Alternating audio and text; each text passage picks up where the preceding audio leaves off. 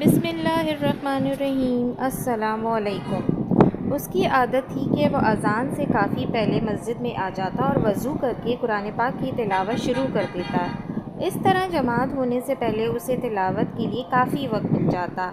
آج بھی کچھ اسی طرح ہوا۔ وہ مسجد میں بیٹھا تلاوت کر رہا تھا کہ ایک چھوٹا بچہ مسجد میں داخل ہوا اور ہاتھ منہ دھو کر مسجد کے ایک کونے میں بیٹھ گیا۔ اس نے مسکرا کر بچے کی طرف دیکھا تو بچے نے بھی مسکراہٹ سے جواب دیا۔ وہ سر جھکا کر پھر تلاوت میں مشغول ہو گیا۔ تھوڑی دیر بعد تلاوت کے دوران اس نے سر اٹھا کر دیکھا تو وہ چھوٹا بچہ اپنے ننھے ہاتھ اٹھا کر آنکھیں بند کر کے دعا مانگ رہا تھا۔ اس کے لبوں پر مسکراہٹ پھیل گئی۔ بچے کا دعا مانگنے کا انداز اتنا پیارا تھا کہ وہ بے ساختہ قرآن مجید بند کر کے اسے دیکھنے لگا۔ تھوڑی دیر بعد اس بچے نے دعا ختم کی اور باہر جانے لگا تو اس کا دل چاہا کہ وہ اس بچے کی حوصلہ افزائی کے لیے اسے کچھ دے۔ اس نے بچے کو پاس بلایا اور سر پر ہاتھ پھیر کر اس کو 100 کا نوٹ دیا۔